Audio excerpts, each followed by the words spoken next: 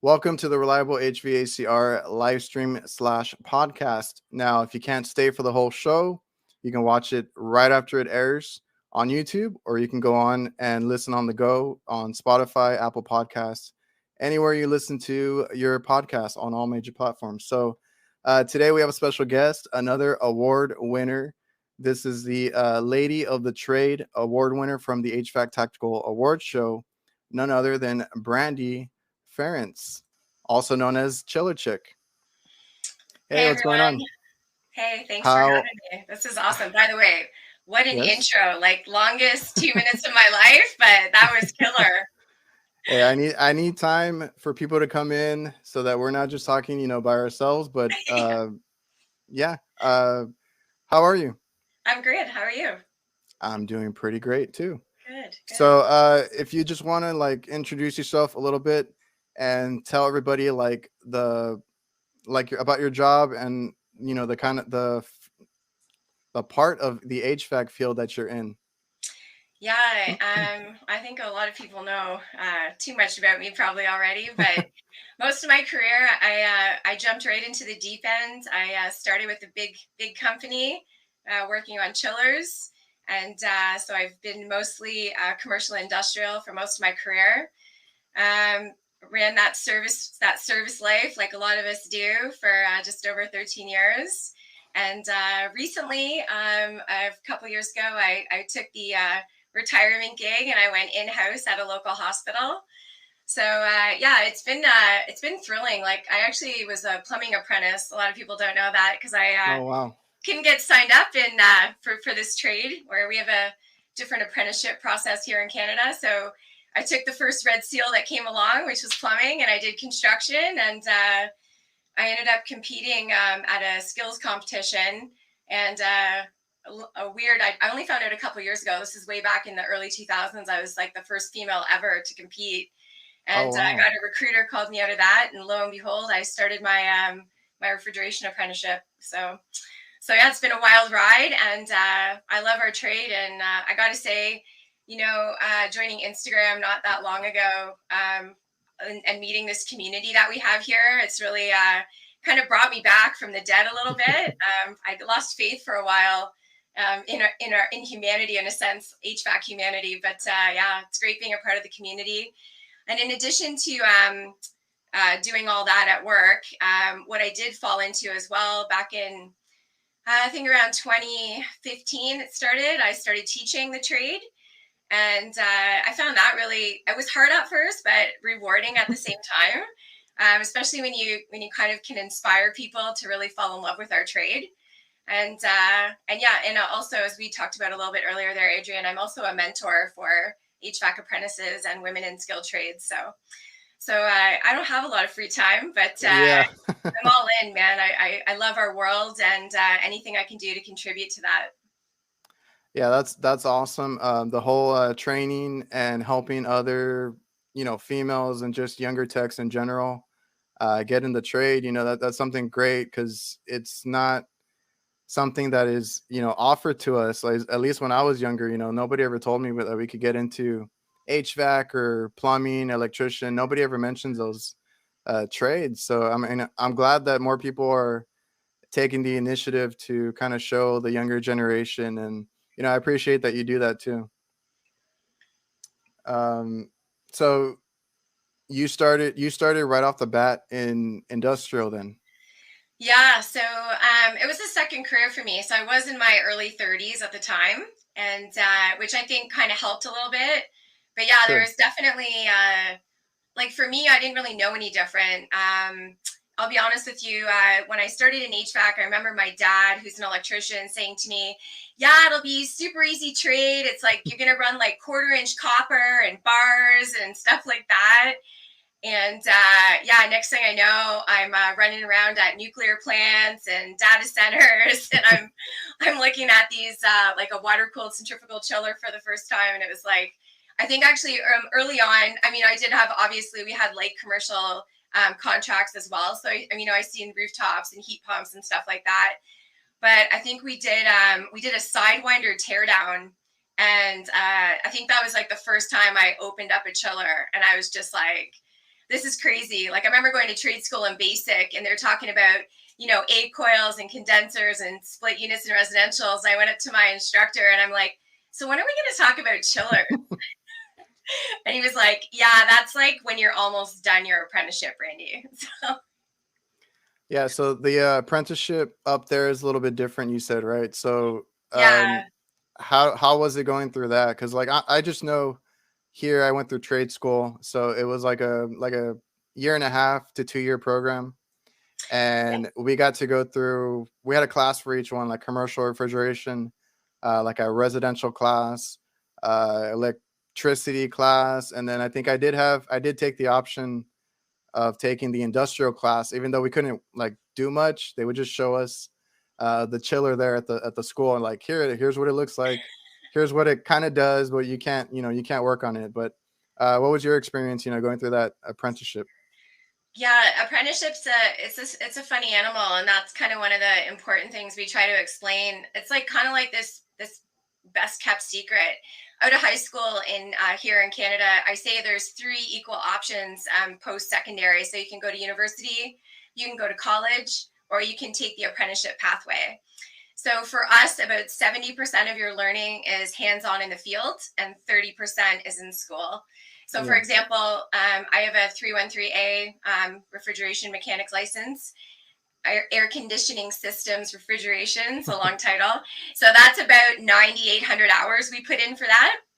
And it takes just under 5 years normally. So you'll kind of work in the field for a year or two. And the basis is you don't need any experience to get in, Oh, which okay. there's like some truth to that. And what happens is, as a first year apprentice, when you're officially signed up as an apprentice, you make 40% of a journey person's wage. And Okay. then it takes around, 10 months to a year, depending on how much you work. Every 1,800 hours, you level up. And every time you level up, you get a raise accordingly. So second year apprentice makes 50% of a journey person's wage, and so on. And then during that process, depending on the trade, you'll go to trade school, you'll get a notification, and you'll head off to school for 8-week blocks. So you get laid off from your company. And then usually we go in the winter, so it's kind of nice because you stay warm for a little bit. And yeah, you'll head off to school for 8 full weeks, and we do 3 different levels. So yeah, your basic level, intermediate, and advanced, and they kind of break up our learning that way. So kind of like what you were talking about, we'll do like basic air conditioning, refrig theory. We'll do an electrical class. We do some like welding and brazing and all that good stuff. So, and then when school's over, you head back out into the field again. You get a little more experience, and then you go back to school again. Nice. Yeah, So you went through all that, and then you said you went to industrial. It yeah, So is that your are you do you love that industrial side of things? Like I can't imagine, because like I said, I do like commercial, and yeah, I'm very happy where I'm at, but I love watching other people work on like industrial stuff, yeah. supermarkets and all that, that big stuff. Yeah, I think like for me, I've done a little residential just like for friends and family, and I don't know, man. I struggle with it. I like to think I'm a people person. I liked working on job sites with like a lot of different tradespeople, but there's something to be said when it's just like you against machine in a mechanical room. Yeah. And I don't know. I like the big stuff. What can I say? And to some degrees, I find the big stuff was easier to work on in a sense, right? Like, Yeah. obviously, there's a lot of heavy lifting involved, but for that, we do a lot of rigging, and we use gantries and chain falls and all those great things, right? But I don't know. There's just something to be said for it, and I think maybe it's just that's kind of what I was born into, and when I started in the trade, so that's what I'm comfortable with. But I mean, even just like last weekend, I was working at the in-laws' house, and as we were leaving, we were just putting in an exhaust fan. But as we were leaving, their furnace went down, so I had to go back and look at the furnace. And I was like, all Yeah. right, okay, back to the little stuff, Brandi. So it was kind of funny. Yeah, Back to the basics. yeah, back to the basics. And I'm like, it's such that sometimes the components are so inaccessible, right? I'm always Yeah. worried about breaking something. Yeah, you'll make it worse. But Yeah, um Yeah, I'm kind of the same way. Like even though I see, smaller or lighter commercial units, I still prefer that way more over residential, and that's just me. And like I do feel like they are easier to work on or repair, for that matter. So I understand. We do have some guys that work on chillers in the chat. We got Jason, Yeah, uh, I see that. Jason Johnson. He's a big industrial guy too. He's always working on like chillers, and he's always in the chat talking about it. Like I said, I love that stuff. I love watching that stuff and all that. I don't think I would ever get into it. I'm very happy with where I'm at. Yeah, there's a comfort level too, like I think you never can know everything, and I think we all kind of gravitate to like where what we enjoy doing and what we're comfortable with, and at the end of the Eh, day, I do love though, like there's so much evolution with our equipment and Yes, technology. Like the trade is just it's changed so much in the last decade, which is it's pretty cool to see. and that's a great thing, right? Is you have different avenues that you can take if you get into HVAC. There's like so many different levels to it. There's different size equipment. There's different just different paths that you can take. You don't have to Mhm. do residential. You don't have to do install. You don't have to be bound to like one thing. There's so many different something should pique your interest in this trade, to say the least. Yeah. So, like you said, outside of your job, because you do work at a hospital, um, what like you probably have a lot on your plate right now. So can you take us through the other things that you do as far as like training and teaching, and what you offer, for anybody that's listening that might be interested? Yeah, so well, I'm an instructor for the gas fitter program right now at Georgian College. So that's here in Ontario. So basically, depending on the semester, we're just going to wrap up a semester now. So I'll get a little 2 week break. But every semester, my schedule changes. So I work my normal Monday to Friday, and then I'll have anywhere from could be 1 to 2 nights a week, maybe Saturdays, I'll go teach. So I can Oh, maybe leave the hospital at say 4 o'clock, and then I have about an hour drive to the college. Then I teach for right now. I'm teaching for 4 hours on Thursday nights. So okay. I teach till 10. And Wow. I think that it's awesome. Like just the past couple years, I've landed, like I've been in classes where I've got my first couple female students, which is nice. And I'm the only female instructor in the program. But I think I like more, everyone always says, well, I must make an impact for the women, but I think it's more impactful for the guys in my class because they've kind of, I'm usually with them for about a year. So Hmm. over the course of that year, obviously we get to know each other, and I think it's cool that they have this comfort level, and now when they go out into the field, it's not quite as shocking for them if there's a female on a job site or another woman at the company. So and it's rewarding, you know what I mean. Sometimes I've had their moms have sent me like an email or a text message, which is pretty crazy, and they'll thank me for they're inspiring their child, their son, to pursue HVAC. We just had the CMPX show, was not that long ago, last year, and I had a whole bunch of students roll up because I was at the CMPX show in Toronto, and that's pretty cool. So I think it's important, like once you reach a certain level, I learn as much from them, I think, as they do from me. And it sounds cheesy, but when you have to teach your trade, it's different than having an apprentice. And it's kind of cool to, I got to figure out how to explain the same thing, but to like 40 different personalities, right? Oh yeah. So yeah, it's pretty rewarding. And then on top of that, I mentor apprentices in the trade and women in skilled trades. So yeah, I would say I went to the hospital to kind of slow down a bit, and all I really did was I ramped up like full It on. sounds like it. It sounds like you have a lot going on there, but it's all good, helpful to other people. And if you can, pass on knowledge and get more people interested, I think that's great. That's also the whole HVAC tactical movement that happened. I think a lot of people are more inspired this year, especially to kind of share the wealth and get everybody involved. Yeah, yeah, you got to pass it on, man. So you got to pay that forward, right, for the next generation. Oh yeah, we don't want to be working like until we're No. till we're 90 or something. We want to pass it on and retire. Yeah, yeah, move on to better things, right? Yeah. So I had some questions from HVAC J over on Instagram. He wants to know, do you enjoy teaching more than turning wrenches? Yeah, that's a tough one. You know what? I'm not ready to give up my wrenches yet. So I would say my first love is still being on the tools, and it's kind of been tough for me, as everyone knows, because I've had some issues at my place of work. So I've been off for a few weeks now while they're dealing with that. And even just this past weekend, getting to go work at the in-laws, like I just had to get my hands on some tools. So I would say like I really was surprised how much I do enjoy teaching. I mean, if in all full disclosure, when I first started teaching, it was the money was too good to pass up, but I genuinely like I fell in love with it. So I think that's something I've learned, probably the hard way over the years too. Like I hung on in the service band, I think a little bit too long because it's hard. It's a great paycheck, right? Nobody can deny that. And when you go No. in house, at least in Canada, we take a pretty big pay cut. But personally, I think I'm kind of split 50-50. I love still being on the tools because it's so rewarding when you get to fix something that was broken.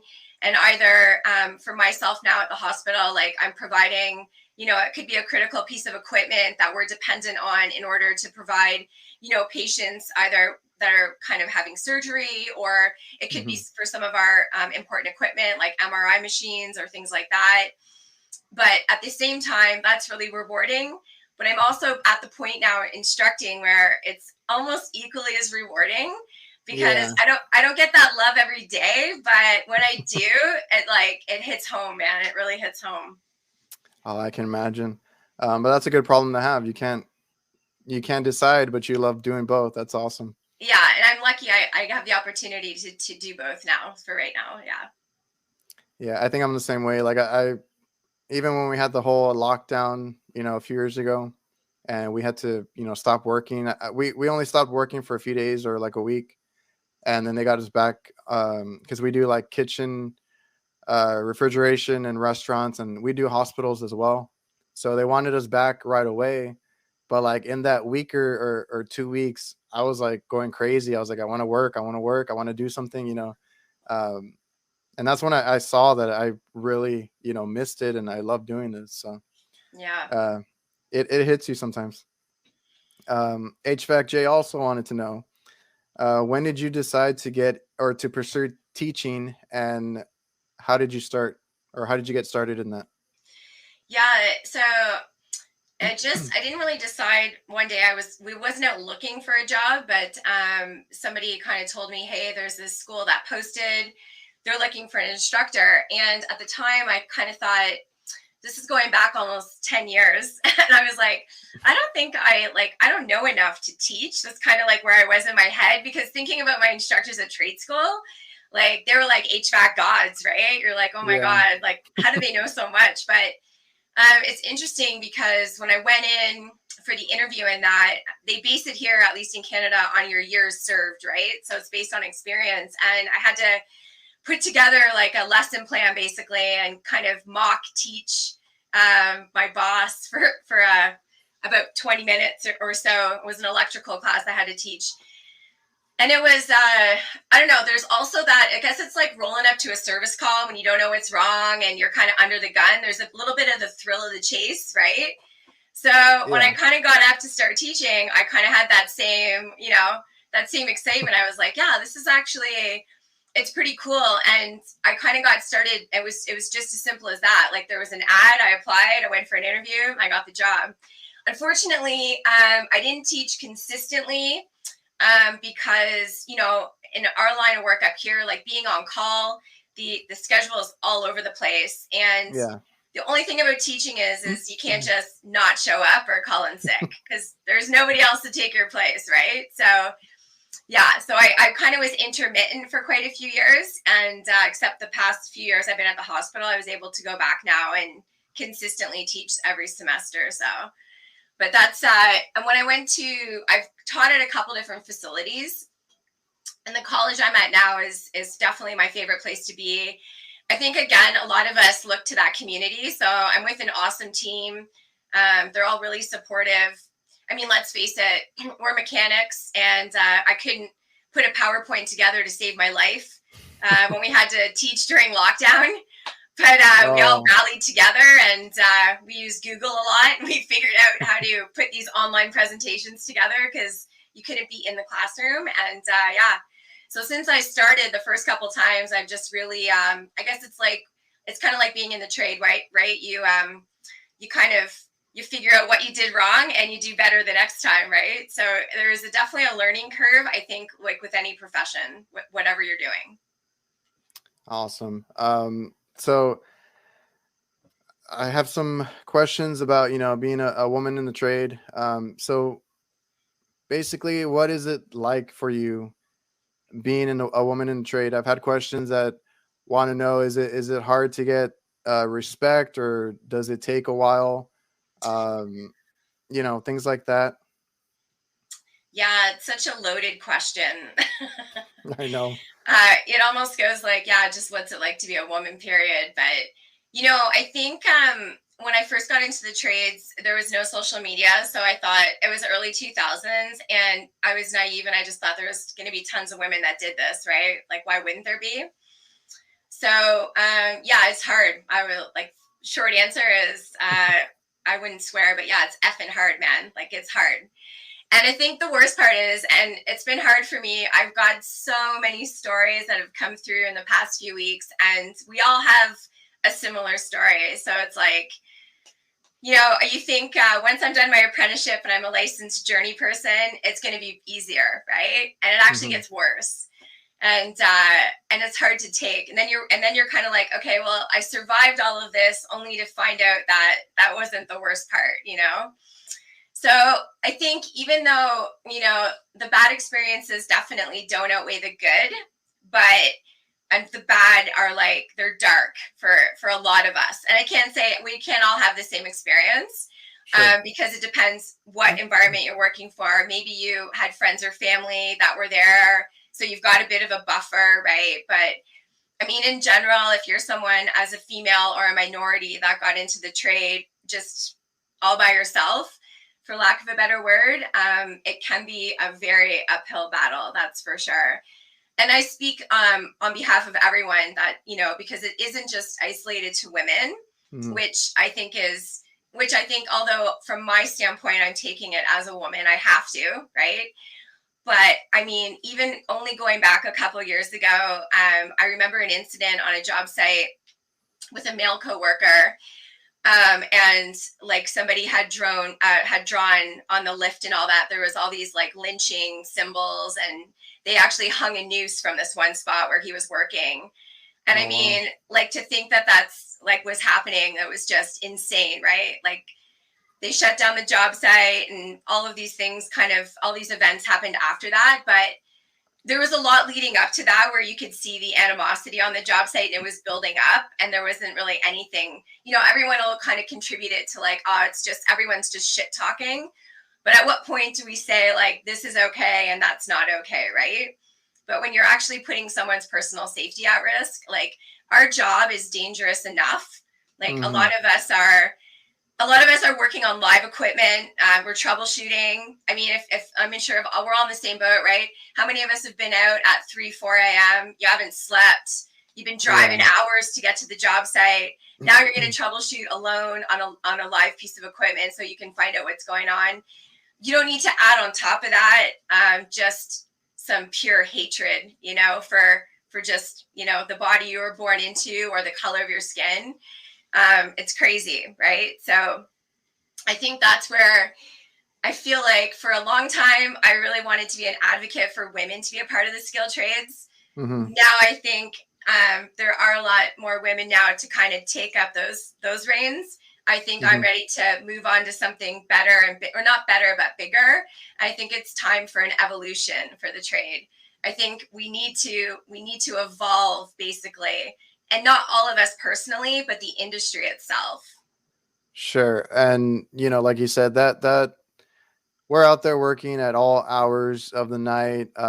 Like you said, live equipment, dangerous equipment, and that all goes back to your mental state too. If you have people that bully you, for lack of better words, at work, harass you, or anything like that, it's not good for everybody. And I believe, just like you should be worried about your physical state, mental state is just as important, and it can mess with you um, greatly at work, in the line of work that we do. Yeah, yeah, no, it's important. Um, so, okay, I'm reading through the questions. There was another one that asked, but I think you kind of went over it, the fears and obstacles of things that you face in the HVAC field. Now, do you, like you said, you would advocate for it, but now you want to talk probably more about pros and cons about work, right? So, do you Yeah. want to touch on that a little bit? Yeah, I think you want me to touch on this in general, or is this like a gender question as a female? Well, the questions I'm getting are pertaining to females, but have Okay. you've had male uh, guys come to you telling you Yeah. things too, right? Yeah, so and I guess that's another part of it. As a mentor now, like I speak to young apprentices, and and some not so young, because I always say, like, I got into the skilled trades as a second career, and I think it's a great option regardless of your age. However, it's tough to hear, like, someone who's in their early 20s when you really don't know anything getting into the trade. And as I explained, in Canada, that's part of the apprenticeship process. Is they get to take you as this raw piece of material and mold you, right? Yeah. So when you've got a person that's like, tearing you down on the job site, I think that we have to kind of change our perspective on that. I get the old school mentality, like, I worked for journey people that, they throw tools at you and you get sworn at all day. But again, like, I don't think what worked 20 years ago is still the same today, right? I think that that's part of, we grow, we get better, we evolve, right? And we learn to do things better. I don't think that's really the proper way to motivate someone. So, hearing a young person say he wants to leave the trade because, of what happened on with his journey person, it just breaks my heart. I think finding your fit is important. Like you said, there's lots of different equipment to work on. If you don't like residential or industrial, maybe you prefer to work on refrigeration and racks. And to that point, same thing is, if you're not a good fit at one company, hopefully you're a better fit somewhere else. But it only takes, unfortunately, a couple bad ones that'll ruin all of it for it, right? Like, I've had a lot of guys go to bat for me, even though I've never brought anything to the table. I've had a lot of good journey persons that have, like, tried to stand up for me, but Hmm. I already know the repercussions of that, right? Like, if anyone goes and complains to management or something, it's my ass on the line at the end of the day, right? Because I already know the way the system is set up here, and maybe a lot of other places too. No one is getting in trouble for anything, but I'm going to be the one that's going to have no job, or I'm going to get starved out of work, or that reputation is going to follow me, Hmm. as our reputations do. Like, long before social media, I remember working on other job sites and someone be like, oh yeah, I know you, like, I heard of you. And it's like, oh, so and so said you're a hard worker. Well, that hard worker could just as easily be changed into, oh, I heard you're a problem, right? Or I Yeah. have to watch myself around you. So, and I mean, as all of you know, like, I mean, I don't really think you could meet someone that's more suited to be, quote unquote, one of the guys, And I think that's a little bit to our detriment. I think a lot of women, like, we work so hard to try to fit in, but we're not really meant to fit in that way. I just want to be a good mechanic. I shouldn't Hmm. have to worry about trying to be one of the guys. I just want to be a mechanic. That's all I want it to be. Yeah. Right. And I think there's a lot of barriers and there's a lot of problems. I know there's been some lashback, like, oh, like, I work with women, they can't lift this or that. But again, that's not gender specific. I know a lot of guys that can't lift what I lift either, right? So Sure. so Yeah. I think it's a team mentality, right? But again, I think that is some of the fear. Unfortunately, like we talked about working on live voltage in the middle of the night in a mechanical room. Well, now let's add to that fact that you're a female by yourself. Maybe you're going to a job site where there's people there that maybe know you're going there, and you're not really their favorite person. Now all of a sudden you've put yourself in danger too, because you're open to be some kind of a target in some way, right?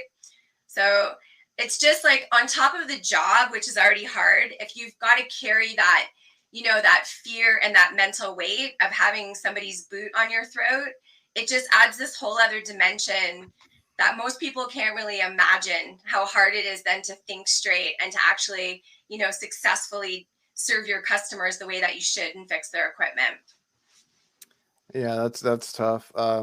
Jason here, I'd imagine a woman in the trades would have to have some seriously thick skin to make it in a male dominated trade. That takes serious courage. Yeah, thanks, Jason. And what's funny about that is, well, I guess not funny, but I tried to get into trades in my late 20s. That was my first kick at the can. And I kind of, a while back, I commented on this. Like, I had interview questions like, well, are you here to find a husband? I already have someone to get me a beer, so what could you possibly be good for? Oh, wow. And one of my, like, I feel you'd be a distraction to my male coworkers.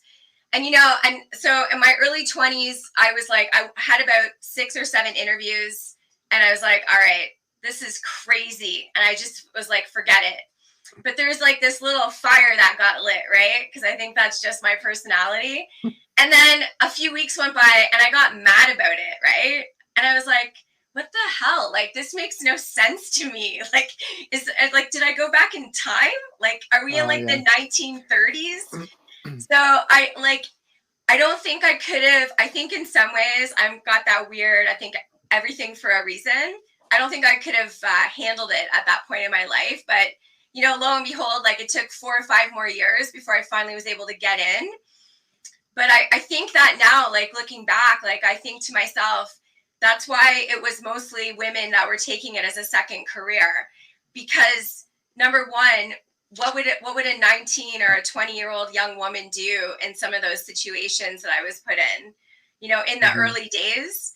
Yeah. So like to say my skin is like, it's so thick, it's bulletproof at this point, but I'm still a person. And, I think this most recent incident for me, it really brought a lot back that I think I buried and locked away.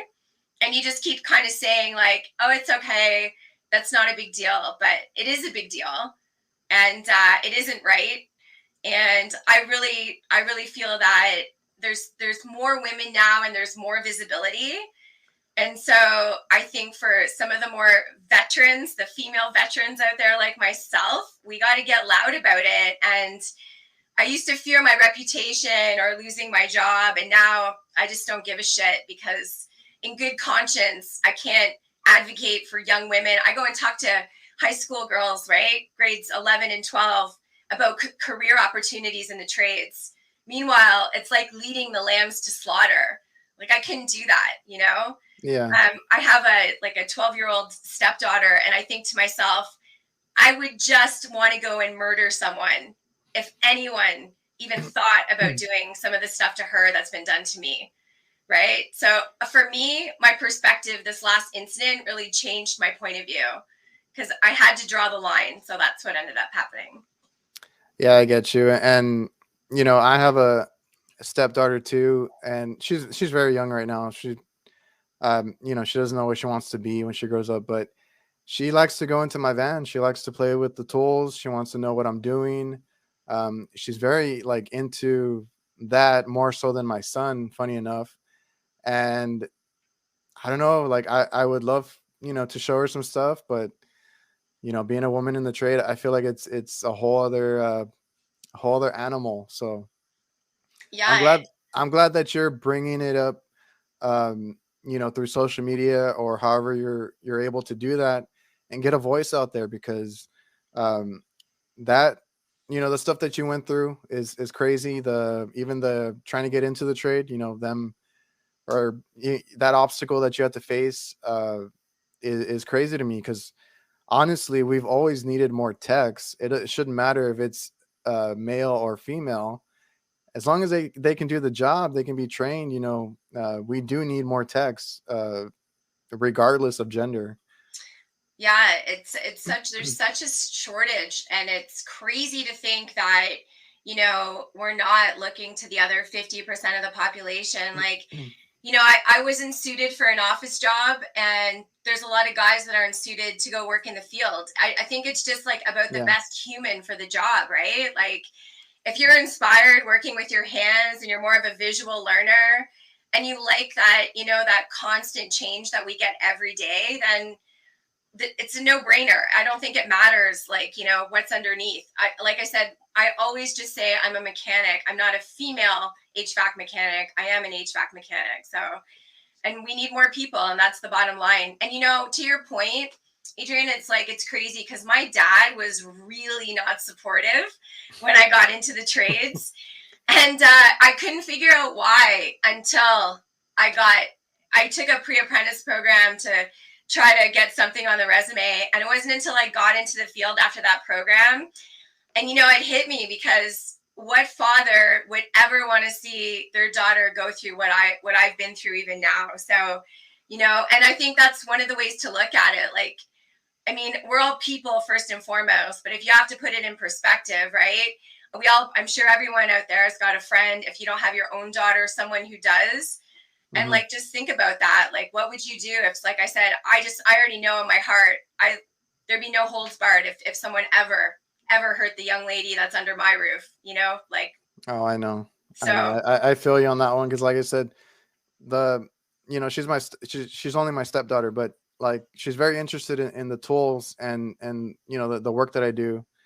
But in the back of my head, I'm like, I don't know if I want to like get you into it. I don't know if you should be interested in this. And yeah. But you see, hopefully, we can make it changes and changes. it'll get Yes, better, man. hopefully it changes. It Really will hoping on that one. change. It will change. Here we have Just Work HVAC. We are very lucky to have you in the community, Brandi. You are Thank teaching us here in the community, and we are not in your class. We are all family. Oh, thank you. Those are that's what's great about this whole community. Like I'm on YouTube, I'm on Instagram, I even tried TikTok. Nowadays, everybody's super supportive. I've seen a lot of women in the trade starting up, social media accounts for their HVAC work, and knocking it out of the park. Showing their, the skills that they have, and they're doing it better than some of the techs that I know around here. So it's all good. Yeah, and the thing too, I love like how technical our tools are getting, and I really find, like, it sounds sad to say, like, we do a lot of slugging. Like, let's not, those 1,000 pound recovery tanks don't move themselves unless you got the good ones on wheels.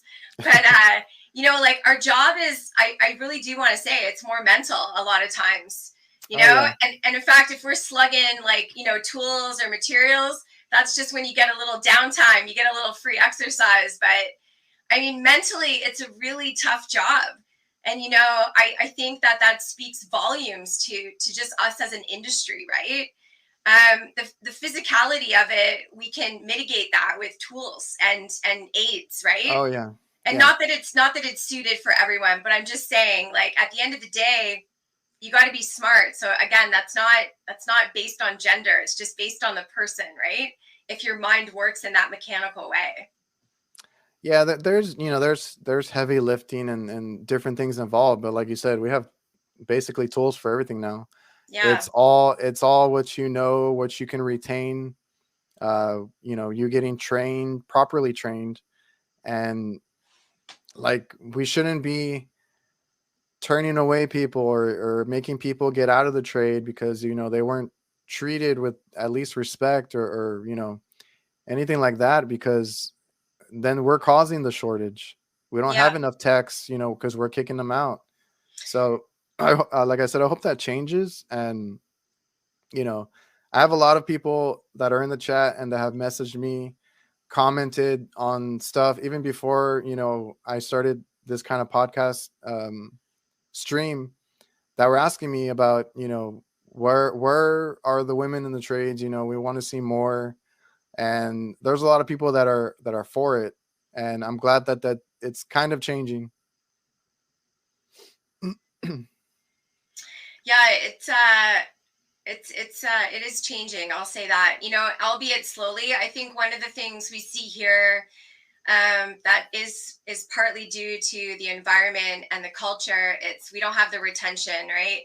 A lot of women dip their toes in the water, but I mean, there isn't a lot that get too many years under their belt before, a lot of women will get licensed and then they'll move on to something else. And unfortunately, that's sad, right?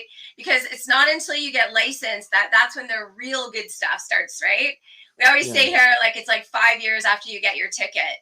But once you're licensed here, it's like that's when the real learning begins. And it's all part of that journey. So to see somebody leave the industry just because, of how they're being treated, and I don't blame them. I think to myself, I don't know, sometimes, yeah, maybe I'm a little too stubborn, but why would you put up with it? You don't have to put up with it, right? There's lots of work out there. So why put yourself through something that's, it's affecting your mental health and, possibly your physical health, depending on how you're dealing with those mental issues, right? sure. For a lot of years, I didn't even realize how badly it affected me. I quit drinking a couple of years ago, and I was like surprised at how hard it was because I didn't think I drank that much. And I was like, oh shit, I guess I drank more than I thought. But again, right, it's all how you cope with it. So, Sure. we really need to, I think it's great to see so much support. And I think that that's a really good sign that, I think we're ready for the evolution. I think this industry's ready to like bring that culture up into 2023 and move ourselves out of the dark ages. That's good to hear. And like I said, I've been happy, seeing more females on social media posting about work, showing that they're just as good as any male tech out there, and it's great to see. I had another question: was what do you think we need to do to attract more female technicians? Yeah, one thing I really want to work on is I want to start working with, employers on how to integrate women properly onto their male dominated team. I would Yes. describe myself like every time I've joined a new team, I'm kind of like a grenade that someone just pulled the pin and threw in, and they're like, let's see what happens, right? Mm-hmm. And I always have said, like, there's like this breaking in period I have for a new team, right? Everyone kind of tiptoes around until I drop like the first F bomb, and then maybe they relax a little bit, right? But I think we can do better. Like, number one, there's uniforms for women now. I think employers a lot of times, like, even, I hate to say it, but I went to the hospital and I was back to wearing a guy's uniform for like almost 2 months until my uniform came in. Like, the shirt was like, it went down to my knees, all that's like tucked in my pants, right? Oh, So I mean, like, let's be real, right? Like, let's do, there's a better way to do it. And also, like, having that open dialogue with your team to say, listen, like, we're bringing a female on, she's not getting hired for the diversity card, she's qualified, she's ready to work, and, do you guys have any concerns about it? I think honestly there's like a better way, and that's something I've been thinking about a lot, and I've almost been using like everything I've either done wrong myself or that's been done to me. There's always an opposite to that, right? So I think, how can we do this better? And I think that's one thing where we can start for changing is it's got to start at the top, and we got to work our way yeah. down. So you know what? If management is supportive and the team is prepared, I think that then when you bring a female onto your team, she's much more likely to want to stay.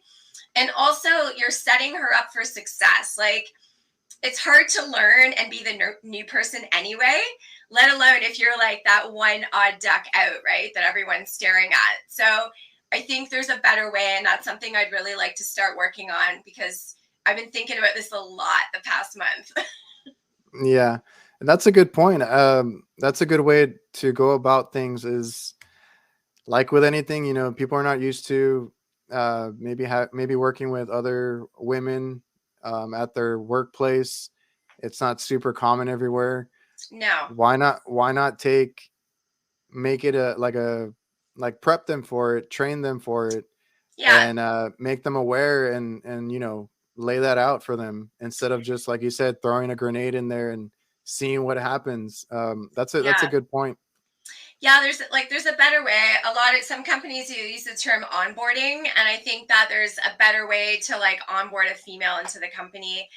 And you know what? It's for everyone's sake. Maybe not even a female, just a minority in any sense, right? Because I'm not alone out there, and like I said, this happens a lot more than just to women. And Hmm. as well, I think that as journey persons, not everyone understands how to bring up that next generation, right, of mechanic or tech.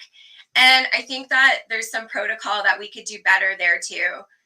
Not just kind of setting everybody loose to do with whatever they want.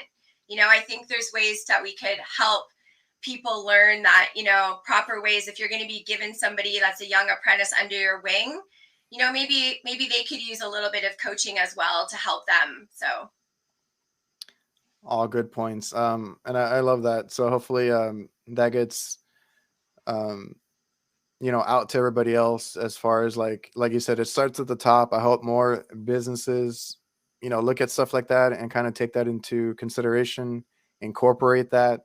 That would be a great way to do that. I don't think I've seen any women in the trade around my area, but I'm hoping that changes. We see more of them, out there. Jason, if you are scared of change, you will watch life pass you by. True words. yeah, so true, man. So true. Change is hard, but the reward is worth it in the end.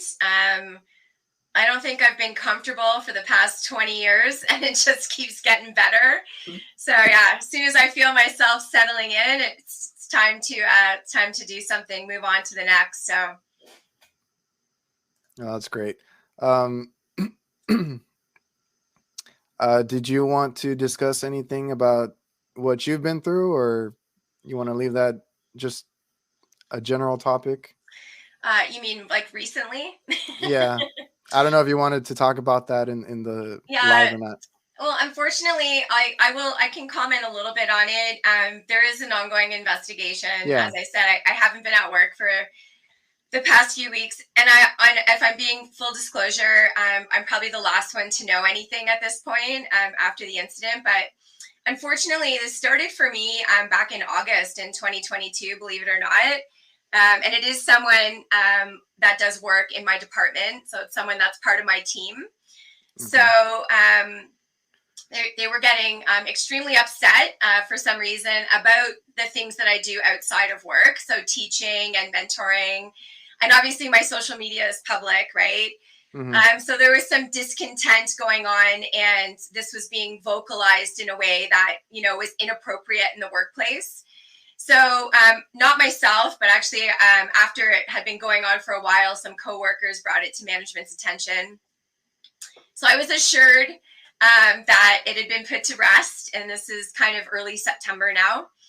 And it was a big end of 2022 for me. So I won Canada's Most Powerful Woman Top 100 Award in the Skilled Trades category in Oh, November.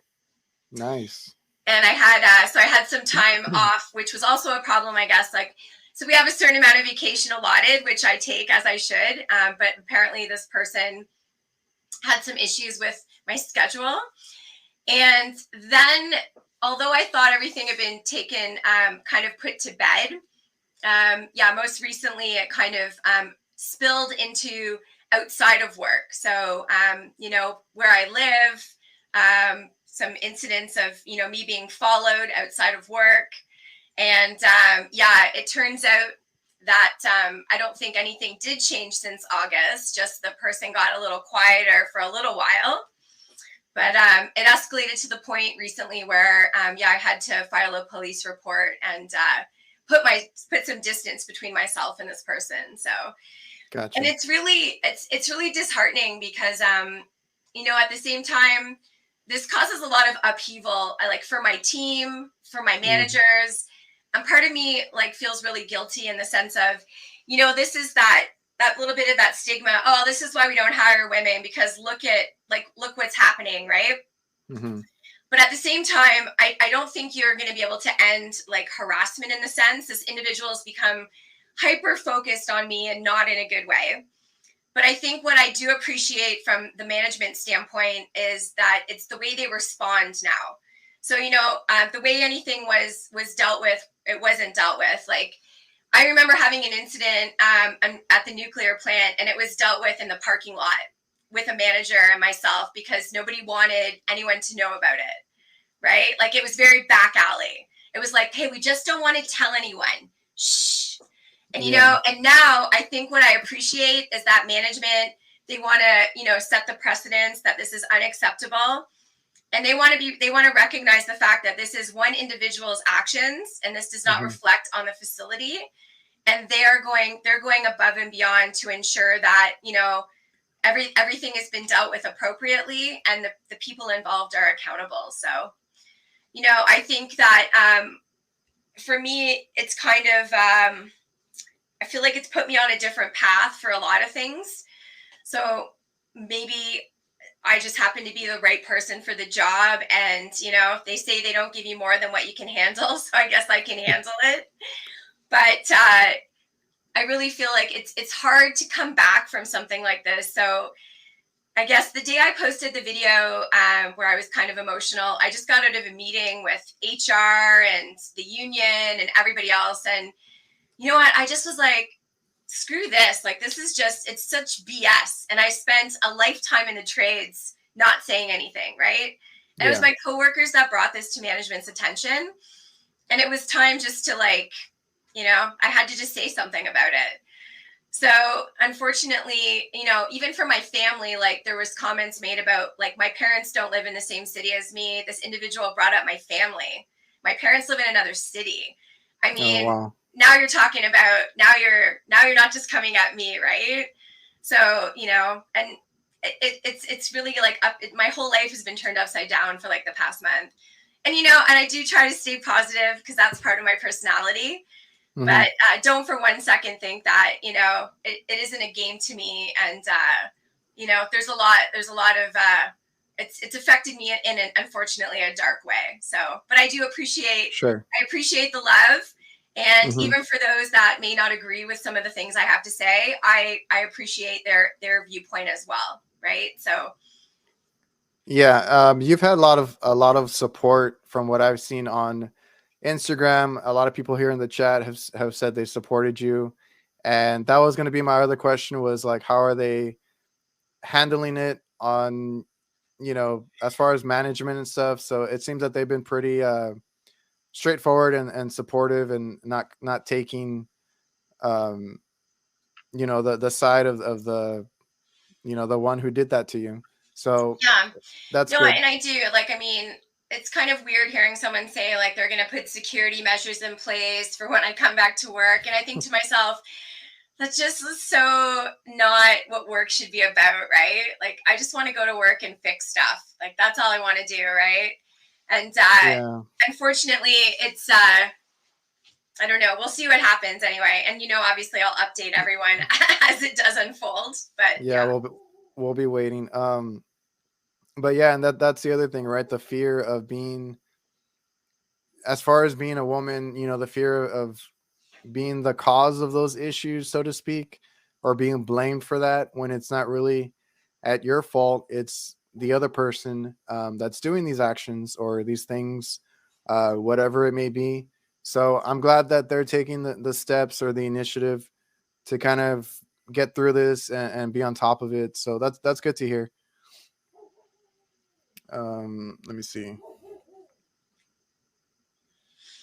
I love the comments. You guys are awesome, by the way. Yeah, we have some great people here in the chat just showing their support. So I usually have some questions that are just general questions for my live streams. What do you do to stay sane? This could be like, I don't know, because I know you're going through a lot right now. I don't know if there's any hobbies or things that you do to keep your mind off of this stuff. Yeah, I'm waiting for my sanity to open up. I got a little sanctuary up on the lake that's off the grid. So I'm waiting for the ice is starting to break up. So I only have it's either water or ice access. So I'm waiting for the ice to go out here so I can get to my sanctuary. But I'm lucky. I've got an amazing. My fiance is fantastic, and we're actually doing a lot of work together lately since I haven't been at the hospital. So Yeah. I think maybe for you guys too, like work is cathartic to me. Like I don't know, I love turning wrenches and I love getting my hands dirty, and I find it clears the mind. You know, just doing hard work, man. That really clears my mind. As I said, I gave up drinking, so Yeah. I don't I don't have any habits like that anymore, except chocolate. Yeah, can't give up chocolate.